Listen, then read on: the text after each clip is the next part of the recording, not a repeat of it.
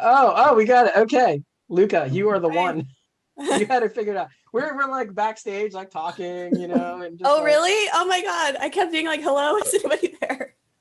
We were waiting for you to join us in the backstage, and we were actually in the wrong place. I yeah, didn't see yeah. I didn't see join backstage by the time I clicked the link. So No, missed the window. Oh well, it's always an adventure with these things, right? Oh yeah. This is my What can you first time say? with the like conference format on Zoom. me So too. Oh, cool. Oh, cool. I've done a bunch of conferences. I was just telling Joey, I was just at Worldcon, which is like the big one where they hand out the Hugos for science fiction and stuff like that. And I did some panels there, and I've just done a bunch of various things in the past. But okay, we should probably get started. I don't know where Haley is. I know she was having problems connecting, um, but hopefully she shows up here sooner than later. I just emailed her to see what was going on, if she was still having troubles. So hopefully she'll be here soon. Hello, audience. I see one of my friends, Jane, in the audience. Hello, Jane. Thanks for coming. So anyway, this is the Solarpunk, Hope Punk podcasting um, uh, panel. And I actually forget what we named it at this point. Oh, it's at the top here. Podcasting Utopia, communicating hope and Solarpunk ideals. There we go. Sorry, I'm a little scattered from all of the numerous issues here. Okay, so anyway, let's get started. My name is Alan Bailey. I am going to be moderating this panel. My podcast is If This Goes On, Don't Panic. We are a Hope Punk podcast, but we do talk a lot about solar punk, and we interview a lot of solar punk authors and contributors. Generally, our format is we have one big episode that is usually a long interview, and then sometimes we have these little mini episodes that we call columns, where we have columnists who write something and then record themselves reading it, and then we put that up for them. And we've got numerous columns there, including publishing in Africa. We have one called Spec Fic Partisan, and we hopefully have a solar punk one coming soon. And also I do book reviews too. So that's everything about me and my podcast. Joey, what about you? Hi, everyone. So my name is Joey, originally from Lebanon, currently living in Switzerland for my studies. I also have a podcast, obviously, since I'm here. It's called The Fire These Times. It is not only on Solarpunk, it's actually on a bunch of different things, bit of politics, bit of history. It started off as like focusing on the Middle East politics region because I'm from there. But then as I moved here as well, I ended up kind of mixing a bunch of different things. And solarpunk is one of the dominant themes. Solarpunk, and also like more broadly speaking, the sort of the need for different imaginaries. So yeah, that's about me. That's me. Let me jump in real quick. Haley, if you can hear us, I see you're backstage. We made the same mistake. You have to click the webinar button in the bottom middle of your screen. Okay, Luka, who's the only one who actually knows what's going on with all this technology, tell us about yourself and your podcast. Hi, I'm Luka. They, them. My podcast is called Solarpunk Now. I guess I have the most explicitly solarpunk podcast on here. But I sort of use solarpunk as a framework. So, I'm not just interviewing people who would identify that way, but I'm interested in any sort of project that I think fulfills those criteria. Those criteria basically being, a concern for the environment and nature, a concern for social justice, a concern for scientific progress and innovation. I need to see like all of these things being considered holistically. And another element that I think is really important is the project has to be truly radical, truly like different from our neoliberal status quo, but it also has to be immediately actionable, either with the tools we have right now or tools we could foreseeably achieve in the near future. And we're just getting started. I only have 6 episodes out right now, but it's a great ride so far. I'm hoping to keep it going. Awesome. Well, I've already seen people suggesting your podcast in various Discord forums, so that's how I found you, actually. Haley. Oh, I'm sorry. Go ahead. Haley, can you speak? Can you hear me? Yes, we can hear you. All right. When I go to start video, it says we can't start your video because the host has stopped it. So don't know what that means, but I have stopped your video. I did not know that I did that. Okay. yeah. Let me see if I can fix that. Go ahead and talk about yourself and your podcast, and I will try to fix that while you're doing that. Yeah. My name is Haley Zapal. I'm a co-host of the Hugo nominated podcast, Hugo Girl. We're three hosts that read and dissect Hugo award-winning novels from a feminist perspective. So as you would expect, we read a ton of stuff and we're exposed to quite a lot of Solarpunk, especially things that were published more recently. And I am definitely a fan of them. So. Awesome. Thank you. And I am not seeing anything there we go. that allows you. Okay, there you go.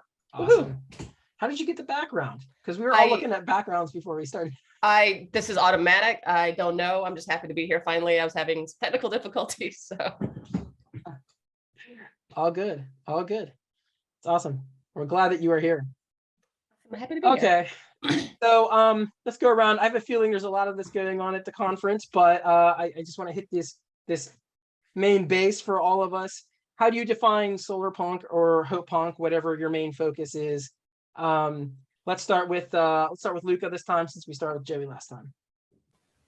For sure. I feel like I accidentally answered this question with my last question, but I can go into a little more detail. So I see Solarpunk as most accurately like an artistic or literary movement, but one that has an unusually close tie to a certain politics or political movements.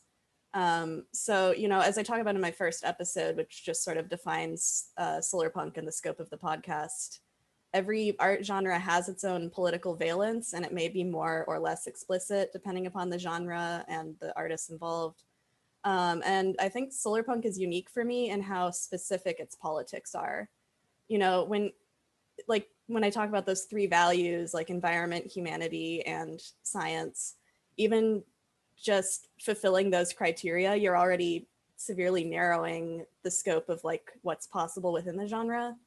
It doesn't mean that Solarpunk is inherently radical. I mean, there was that Chobani yogurt commercial recently that like totally used a Solarpunk aesthetic, and everyone's like, this is Solarpunk. And I'm like, that's an advertisement. I've heard a lot of discussion of that commercial, actually. Yeah, it was blowing up on Twitter. But anyway, so its politics are narrower, they're not spelled out, but I do think it provides more of a guideline. And something else that I think is also really important about Solarpunk is, I don't know if I would call it utopian necessarily, or maybe utopian in a broad sense. I heard the term recently, protopian. It's like a prototype of a utopia, or the term I also like is utopia in progress. So like I was mentioning, this is something people are doing right now. You can pick it up just right now with what you have. It's the tools that are either immediately available or almost immediately available to us. Thank you. Haley. Yeah, that was a great answer. For me, there's lots of definitions about it, and like it can mean a bunch of different things to different people. But to me, Solarpunk / Hope Punk, it's first and foremost about community, which I think is very important in science fiction, because a lot of hard science fiction is about numbers and about technology, but people coming together to surmount seemingly impossible odds in a speculative fiction setting is how I define it and how I kind of get attracted to it. Awesome, thank you. And by the way, if anyone wants to comment on anybody else, I am very pro conversation type discussions, so feel free. Go ahead, Joey, your turn. Yeah, I mean, what was already said, obviously I definitely agree with that. I'll just actually read out a couple of sentences, because I was thinking of that question when I was writing a piece for Mangal Media. I think it was published last year. And in the end, I was summarizing a number of different Solarpunk artists, writers, whatnot, who were trying to explain what it is. And my synthesis of what they said was basically like solarpunk sits at the intersection of possible futures and likely negative ones. It is a recognition of humanity's wide-ranging damage upon the natural world and inevitably upon itself. And it's also a reaction to the cynical and dystopian imaginaries that have come out of the fear of climate change. So the idea is that we recognize what the problem is, we know where it comes from. For the most part, most people aren't in complete denial of climate change these days, although you have lots of those as well. But you would have like soft climate denial, right? Like, which is a different type of denial. It's like, well, we know it's a problem, but like, what can we do? Or like, be realistic, quote unquote. And there's a lot there. And I feel like Solarpunk is one of the ways we can, tackle that, if that makes sense. Yeah, absolutely. And I will give my definition of hope punk, since we are mostly, like I said before, a hope punk focused. I do think Solarpunk falls within if Solarpunk and hope punk were a Venn diagram, hope punk would be like this and Solarpunk would be like this, right? For me, hope punk is I prefer to emphasize the punk aspect, the resistance of the cultural norms, the conservative cultural norms specifically. And also that I also think it's important to keep that idea of hope out there, in circulation, because if you don't have hope, you're going to give up resisting, right? So those two things kind of feed into each other. And so that's my definition. So before we get into too many other details, I want to ask you all, because this is a podcasting panel. Why does podcasting work for you, and why is podcasting a great format for discussing Solarpunk and hope punk? So Haley, I know maybe I was going to start with you. If you're okay starting that. I know you guys aren't mostly hope punk and Solarpunk focused, so if you want me to start with somebody else, that's fine. But Yeah, okay I don't mind. Yeah. So we formed my podcast 3 years ago. Two of my best friends, and we wanted to be like a book club that you could listen to. And chatting also allows for like the free flow of ideas in a conversational manner. And we have like a strict format in our show. So we've got like misogynist moment and feminist favorite. And so like it's a way to attack issues from, the same way each time, but that helps to, we build on what we do each episode, which is kind of cool. So, but, a lot of Solarpunk ideals kind of like have, that same Venn diagram of feminism and like you said, socialism or anti-fascism. So we get to talk about it a lot more than you would expect. So.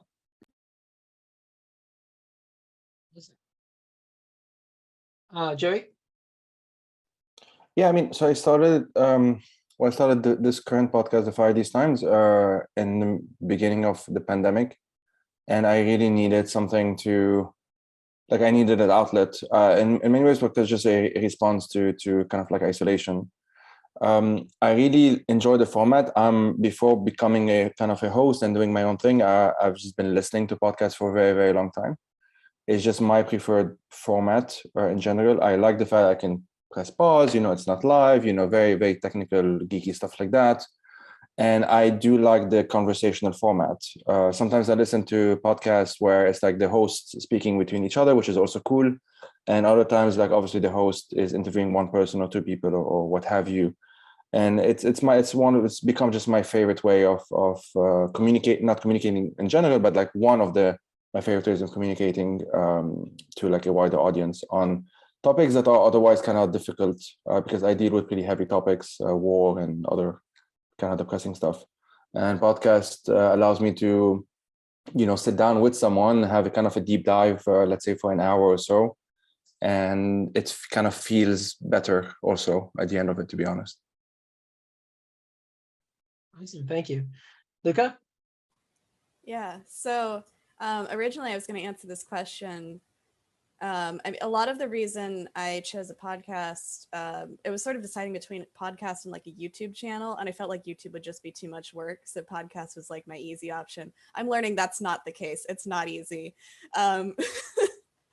But, I was thinking of it in a mostly negative sense. But I mean, Joey brought up some great stuff that's totally true for me too. I found podcasts during the pandemic also, like I knew of them before, but I didn't really listen until I was spending all this time just staring out my window. So I found it just like a very like intimate format. Again, like Joey said, it's probably better suited to dealing with heavy topics. It doesn't feel as like showy and shiny as YouTube does. It's like, it's still an entertainment product, but it feels, I don't know, it feels a little more intellectual somehow. Punk rock, man. Yeah. You know what I mean? It doesn't Yeah. need to be polished all the time. Yeah. Yeah, exactly. So there's that. I like that they aren't all on the same platform together. It feels a little bit more like the days of blogging where you have like your own space that you put together, you put it up on the web, you host it yourself. So I like that aspect of it. I mean, ultimately, I was also looking for an outlet. I had just graduated college. I graduated in the pandemic. So I was like, okay, I suddenly don't have any essays due anymore, but I still want to like share my ideas. And I'm interested in how podcasting and like other forms of media in general can be more open and accessible to the public than academic papers. I did really well in academia, but also just found it really exclusive and stifling and still fundamentally based on this like structure that was developed in medieval times. It just doesn't quite feel like the future anymore. Yeah, that's funny. Me and my co-hosts are all trained lawyers, but we also were all English majors back in the day. We graduated college 20 years ago, but we get to bring that like English major, like, what does this mean to like all the books? It's fun. Exactly. Yeah. My first episode, the first text I use is the Brothers Grimm. So That's awesome. it's definitely there. I also used to be an English major back in undergrad. Yes. Joey, were you also an English major? No, I did environmental health as my undergrad, but my master's and current PhD were in are in cultural studies. So I did a bit of the science, a bit of the humanities. But just like quickly, like Luka, you mentioned the early days of blogging is also what I had in mind. I did have one of those blogs. It's technically still up. It's called Hummus for Thought, but it hasn't been active for years now. And I think somehow I got into podcasts partly or like largely as a response to just the fast-paced insanity that is social media. I am on social media, on Twitter and Instagram, but I try as much as I can not to be as active anymore. And part of it has been, I can basically go through these cycles where I'm super active and then I just need to take a few months off or a few weeks off or what have you. And podcasts, I don't have that because, no one's yelling at me. So I can listen to what I want to listen. Yeah, totally understandable. Totally understandable. Yeah, Luka, I really connected with a lot that you said there. I kind of found podcasting, boy, I don't know, probably about 6 years ago, bored at work and like, what is something that could take my mind off the drudgery, right? So I started listening to some podcasts and I've been a musician my whole life prior to this, and just at that same time, I'd been getting tired of music and sick of doing all this like banging your head against the wall. But I was very familiar with the music equipment and the microphones and all that kind of stuff that you need to do this, and audio editing and all that kind of stuff, right? I had been around that for most of my life. So I was like, well, maybe I should do a podcast. And several podcasts later, here I am doing a Hope Punk podcast. And interviewing people. And I just, I've always been a fan of the late night discussion, everybody sitting around with a beer at 2:00 in the morning or a joint or whatever your poison is, right? And discussing the problems of the world and getting into those deep and thoughtful discussions. And I just found podcasting to be a great way to do that. And I've also it's been really cool to be able to invite like people, literary heroes on to come in and talk to them and have those kind of discussions with them. You know what I mean? So, yeah. People like to talk. Yeah. Right? Lots of folks that I like, if you send them an email, like academics or scholars or like artists, writers, what have you, not everyone likes necessarily to spend as much time on email. So, they may not reply, not because they're mean or anything, but just, they may get too many of them. But if you extend an invitation, honestly, even now the podcast is like doing well, quote unquote. So it's getting kind of a bit of traction. But 2 years ago, it didn't have that many listeners whatsoever. And still folks who are, you know, quote unquote important were still fine with joining. And that kind of surprised me at first, but I have been enjoying it, to be honest. Yeah, absolutely. Absolutely.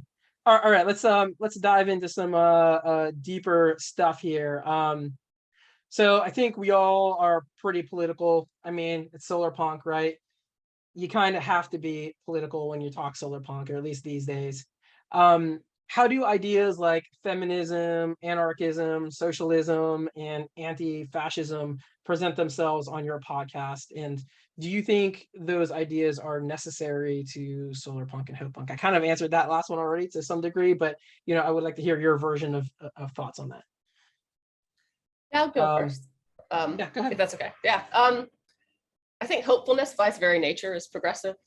Themes like feminism, socialism, anti-fascism really lend themselves well to this genre. I keep trying to imagine like the reactionary version of like solar punk, and I can't, because it's not, I mean, you could hope that there'd be like a dictator. I don't know. It doesn't lend itself well to fiction or reality. And I think kind of related to this, I get tired of reading of dystopias as like a sort of warning sign.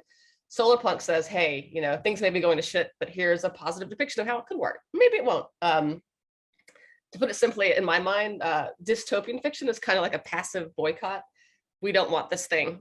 Whereas solarpunk is getting out in the street, kind of grassroots activism, which again, lends itself to progressive politics. So. Awesome, thank you.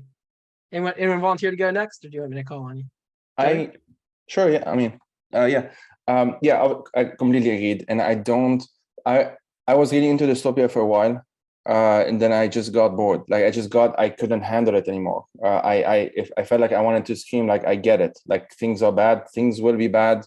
I get it. You know, like my brain was saturated. I just did not know what to do with that kind of negative imaginary, if you want, because especially in the past, I was working as a journalist. I was covering mostly Syria, Lebanon, Palestine, and so on. I had enough just bad stuff happening on a daily basis. I did not need to then escape, quote unquote, in a world of fiction that was telling me, well, you know what, in 20 years, it's also going to be super bad. Because that's sort of the assumption we already make, at least most of us do, I think, on a daily basis. And it's not necessarily a rational assumption, you know, an irrational one. I mean, it could be very rational based on just the state of the world. You know, you say, well, if it's bad now, maybe in 5 years it's also bad.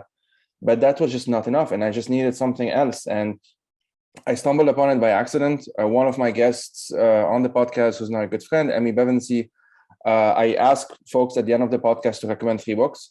And they said, honestly, anything Afrofuturism or solarpunk. And I had heard of Afrofuturism, but I hadn't heard of solarpunk.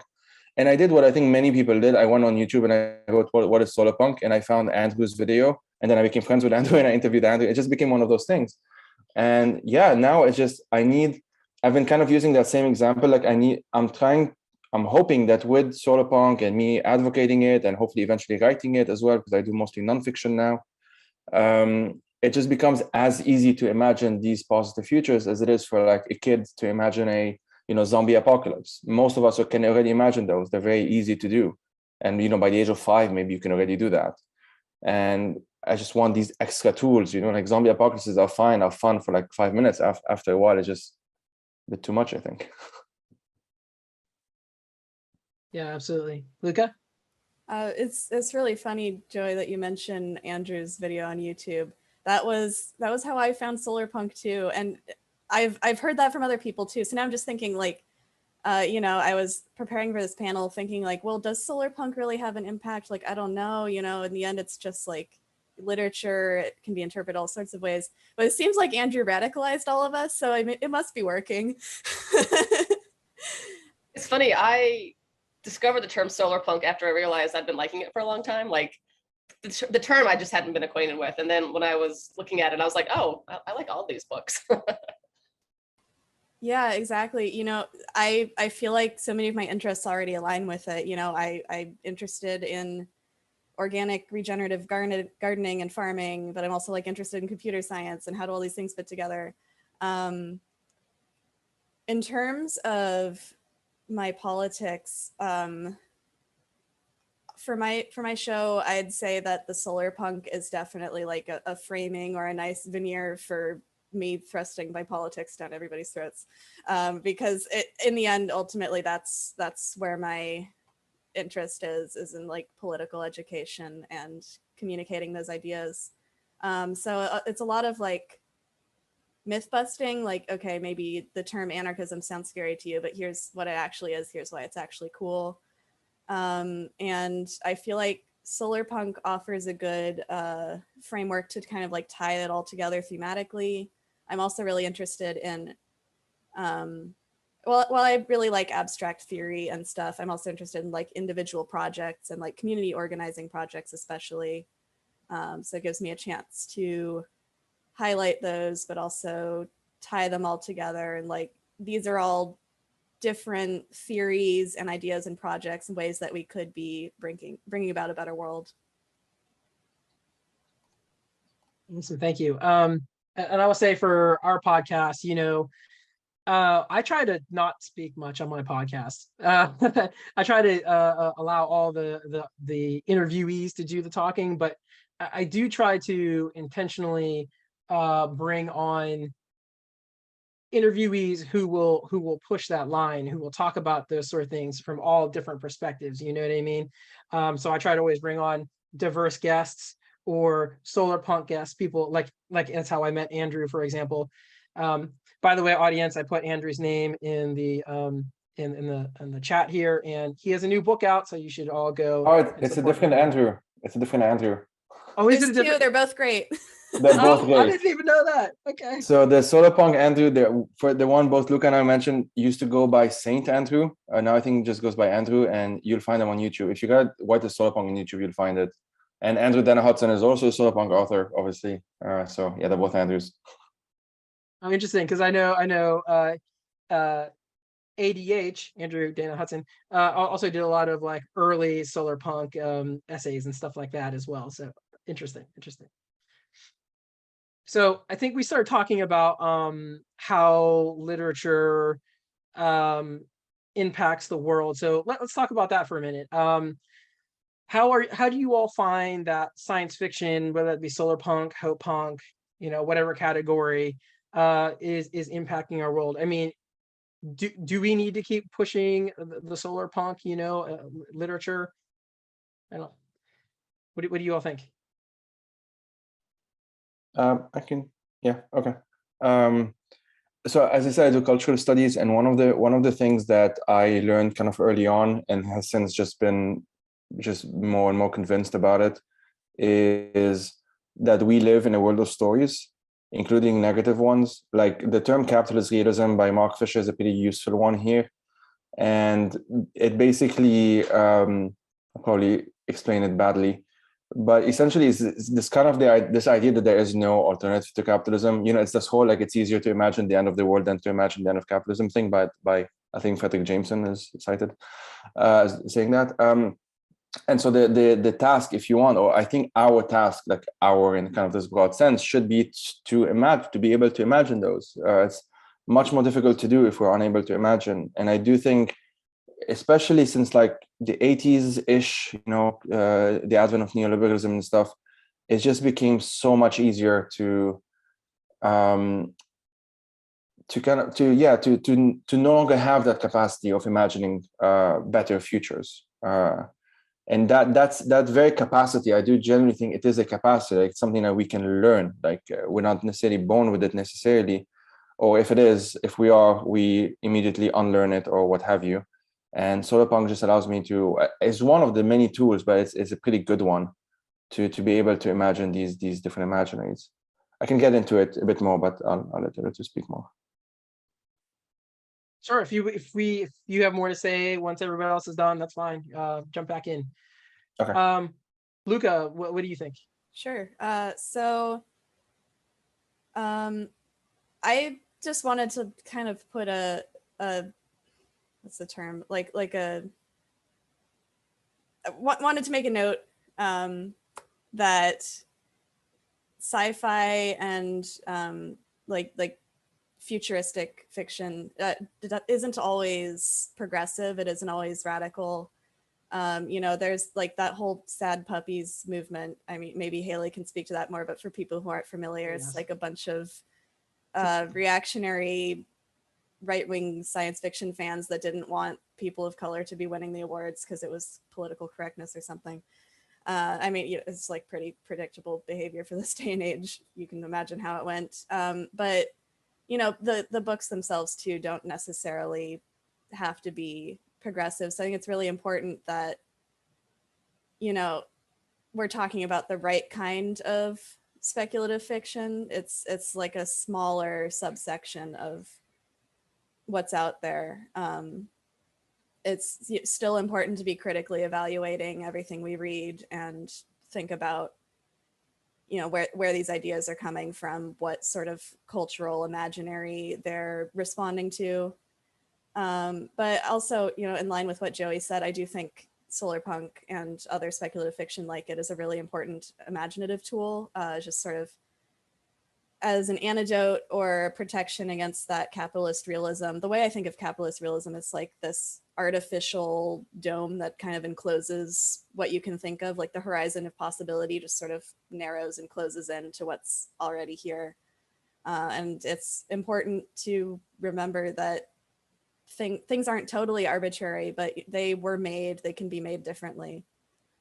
And I also just want to put a shout out to dystopian fiction. I think it can be a really great critical tool. It can be more evaluative of like where we're at now, or like, if these trends in society were to continue or be taken to their logical extremes, what would that look like? I think there is a lot of value in sort of like spelling out that logic and showing people this is absurd. Like, we're already in cyberpunk, but sometimes you need to like amplify it a bit to show people like, hey, this is fucked up.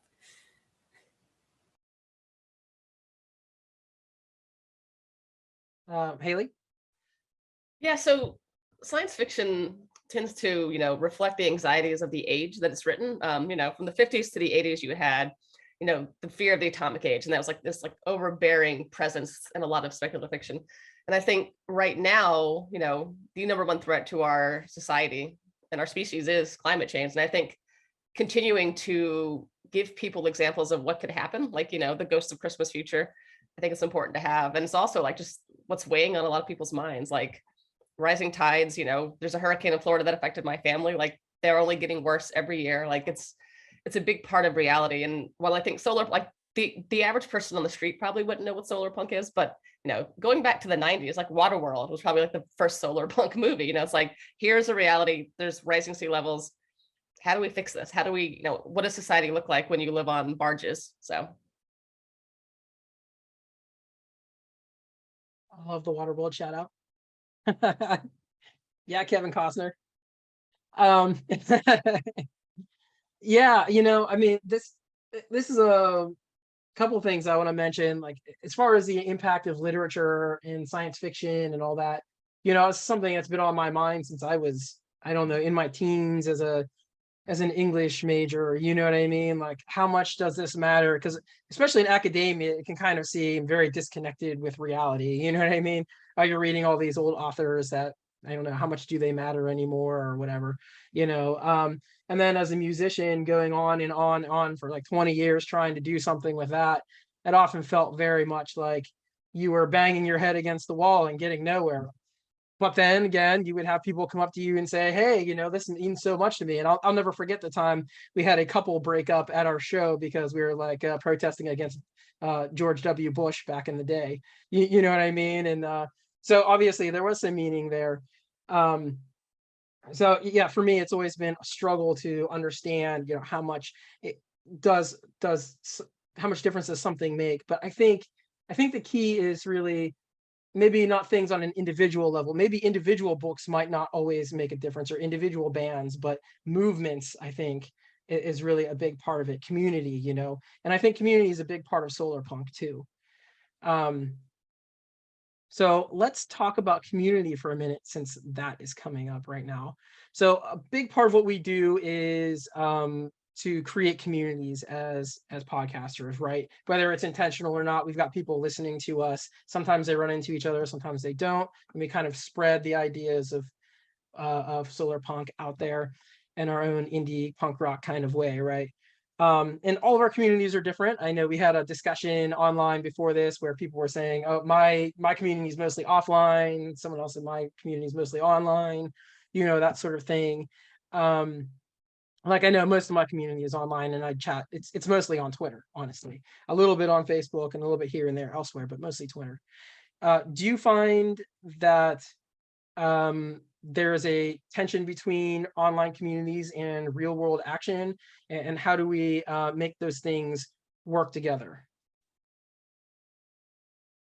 Volunteers, or shall I call somebody? Luka, I think you can talk first in a while. Yeah. Go ahead.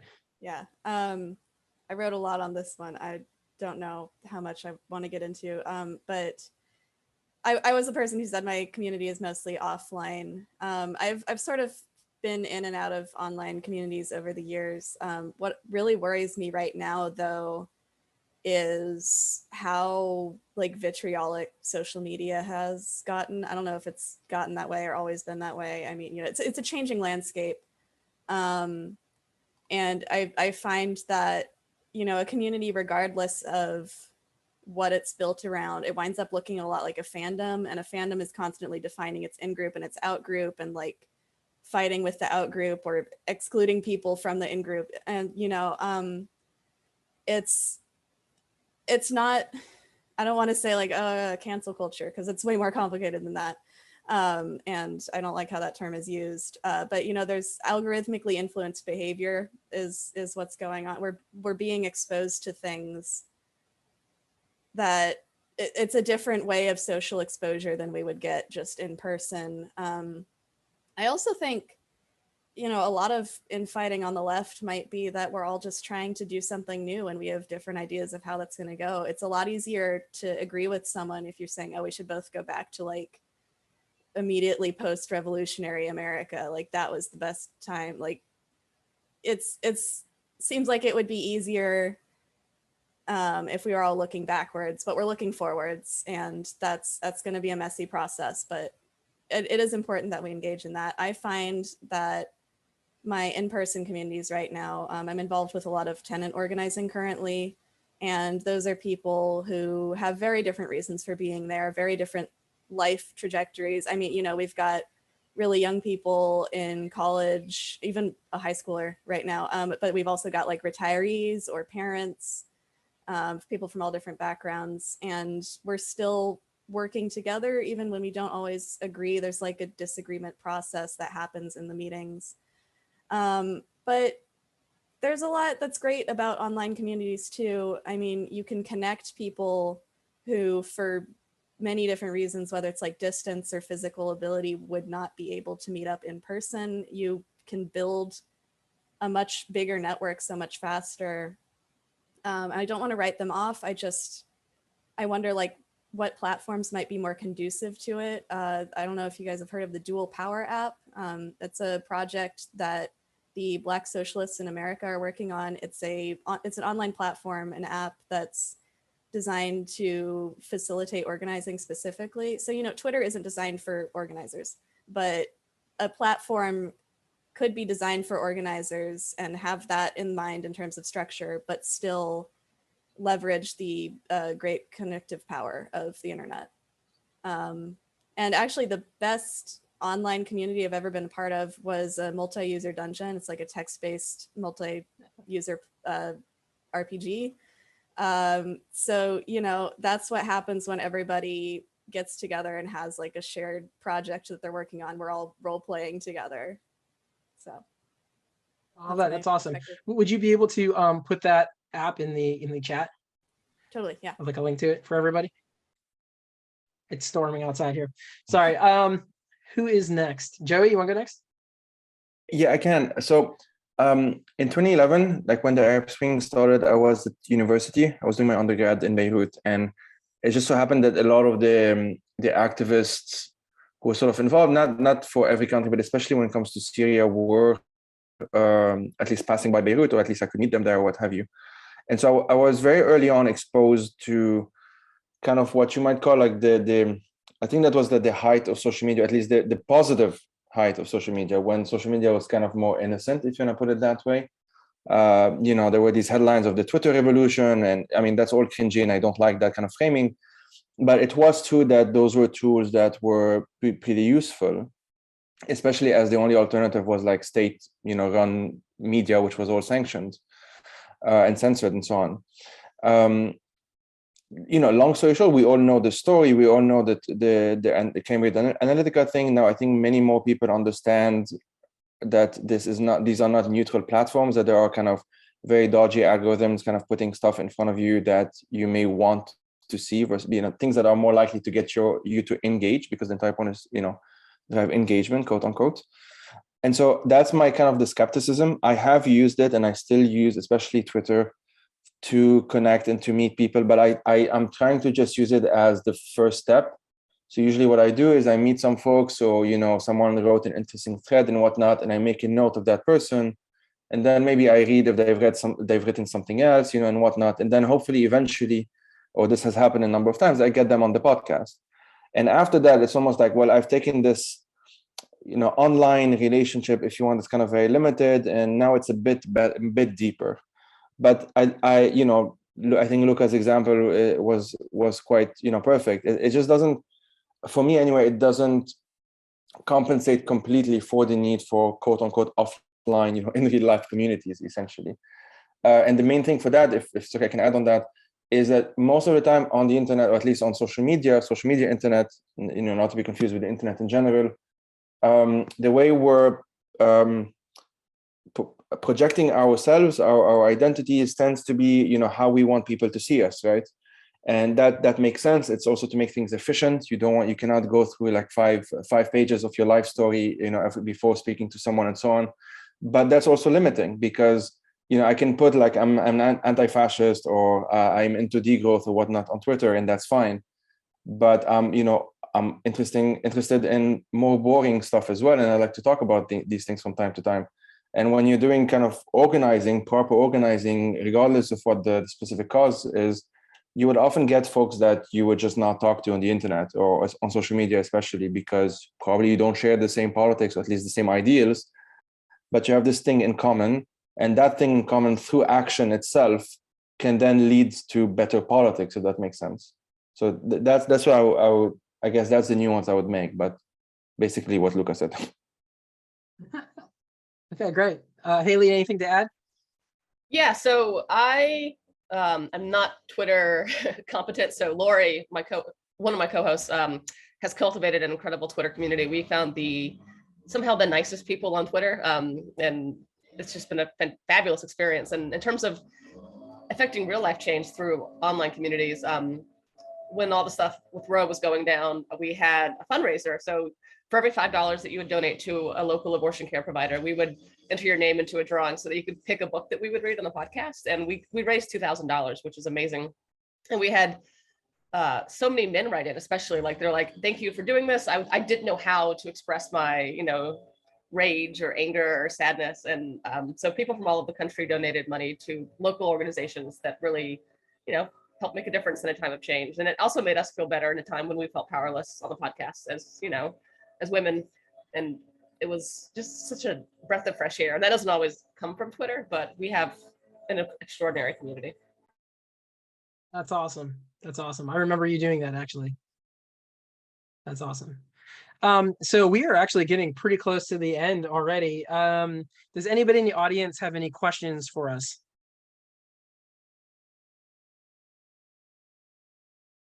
Nothing immediately, but while they are thinking about questions, if they have any, let's move on to another question. So we're getting pretty close to the end here. Do you have any recommendations, Solarpunk, HopePunk, books, podcasts, or anything that might interest that group of people, interest our audience, I guess? Go ahead, Haley. Alrighty. So I read this short story this week. So people that are familiar with N.K. Jemisin, 3 of her novels won Best Hugo 3 years in a row. Fantastic stuff. But she also has a novella that won a Hugo as well, called Emergency Skin, and it's just incredible depiction of like what a cool Solarpunk community could look like from the eyes of like a reactionary off-worlder. So that was cool. Anything by Kim Stanley Robinson generally, but Ministry for the Future, I really can't stress enough. It's one of the best books I've ever read. Blackfish City Blackfish City by Sam Miller. It's about a floating city in the Arctic. And then Catherine Valente wrote The Past is Red, which is about a different floating garbage patch. And that was nominated this year for a Hugo as well. And those are some of my favorites right now. Luka? Sure. So my recommendations are all nonfiction. I started thinking of stuff and I didn't even get to the fiction. But you know, I'm sure that any of Haley's recommendations, I know at least half of them, they're all fantastic. So in terms of my suggestions, anything by David Graeber. He was an anarchist anthropologist. If you're looking for more research focused stuff, he has a book called Debt, The First 5,000 Years, which is a really fascinating history, anthropology of debt and credit and how those systems have changed throughout time. The Dawn of Everything was published posthumously, I don't know how to pronounce that word, last year. And that one is challenging a lot of dominant narratives about how society transforms. You know, we have this idea, it's like the primitive age, and then they start farming and then they get steam engines and whatever, just challenging those narratives with a lot of really interesting evidence from actual anthropology and archaeology. If you're looking for more actionable stuff, the book, The Democracy Project, it's like part history of democracy, but also like how to practice democracy in your organizations, he was really involved with the Occupy movement from the beginning of that. I can't recommend him enough. I quote him in like every episode. Also, Mark Fisher is a great place to start. As Joey mentioned, his book, Capitalist Realism. If you have no familiarity with critical theory and that sort of thing, it's a really great jumping off point. Also, Murray Bookchin, or anything in social ecology. I wouldn't call myself a social ecologist necessarily, but I did take a great class on it. And in terms of, I think the theory is very closely aligned with Solarpunk. It shares those values of like humanity and nature needing to evolve in tandem, and both of those values being important. Yeah, that's most of it for me. No problem. By the way, someone is asking us to put the recommendations in the chat. So if you have them typed out or whatever, you want to just copy and paste them in there for our audience, that'd be great. And then someone is also asking if we have any Hope Punk or Solarpunk podcasts that we would recommend. Well, first, I would recommend our podcasts. Mine is If This Goes On, Don't Panic. We have Hugo Girl, Solarpunk Now, and Joey, I keep forgetting the name of yours. The Fire These Times. So it's named after James Baldwin's book, The Fire Next Time. So there you go. And Joey, recommendations and include some podcasts in there. I'm gonna be honest, I struggled to find Solarpunk and Hope Punk podcasters for this panel, and I found you all in various places, but I would love to hear these recommendations too. Well, I've been listening to Solarpunk Now by Luka recently, so I do genuinely recommend it as well.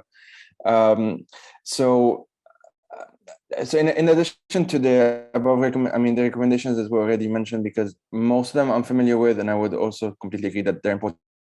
Mark Fisher's second book, Ghosts of My Life, is there's haunting in the title, like the hauntology in the title, and it's a very, very haunting book. If I can put it that way, it's kind of, he's expanding not just on capitalist realism, but it's a bunch of his essays on kind of just various things that I just recommend, because it's all about not just the need for different imaginaries and for better imaginaries, but also exploring like why are we struggling with current imaginaries, essentially, or the lack thereof, the lack of these alternatives.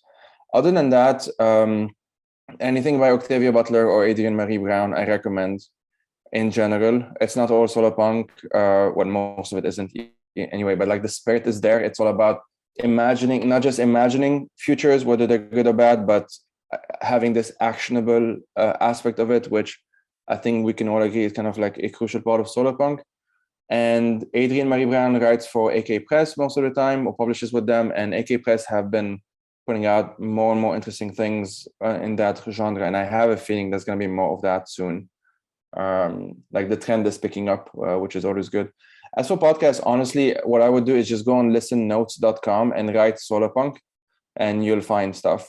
It's not all in the title, but you'll find often like discussions on that. And more, like on my own podcast, I think I've done 5 or 6 episodes, but in 2023, I'm planning more as well. So there's probably just more to come, to be honest, which is a good thing. Awesome. Thank you.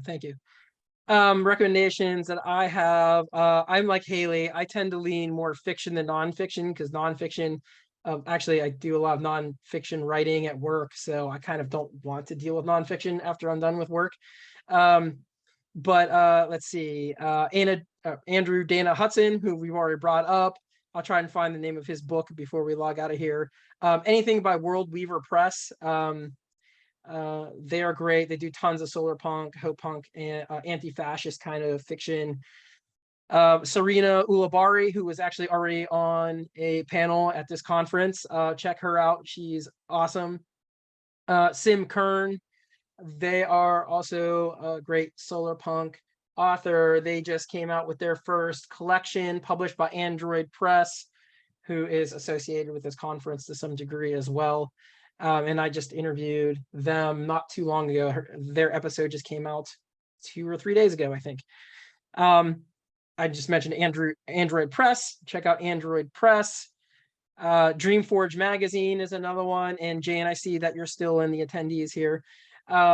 They are a hope punk magazine of short fiction, awesome stuff. Good friends of mine, they actually designed our logo as well. So I know my logo is floating around on the screen here somewhere. If you see that, they designed that. Kim Stanley Robinson's Ministry for the Future. I totally agree. Haley, wow, fantastic book. I mean, if you know Kim Stanley Robinson, it verges on nonfiction almost. It's about as nonfiction as fiction can possibly be. You know, very realistic, very detailed about climate change and how things could possibly change and what the future might look like. Fantastic stuff. Becky Chambers, which came up in a conversation pre-panel, more hope punky kind of stuff, make you feel good about your life, very focused on communities and small kind of changes. Who else? And Rem Wigmore, who's a New Zealand author and wrote a great solarpunk novel, which the name of it is slipping my mind right now, but Rem Wigmore. So I'll put all that in here as well. We've got 3 more minutes. Is there any last minute questions? Not seeing any more last minute questions. Okay, well, we got three minutes to kill. What is giving you hope right now? Who wants to go first? What's giving you hope right now? It's Haley. This is probably not exactly on point, but I'm learning how to sail, and I just like spending time on the water. And I live in Atlanta, so there's not a ton of water close by, but I'm on a lake a lot now, and I can pretend that, like, you know, it's water world, basically. If it's giving you hope, it's on point. That's awesome. Luka, you want to go next, or Joey?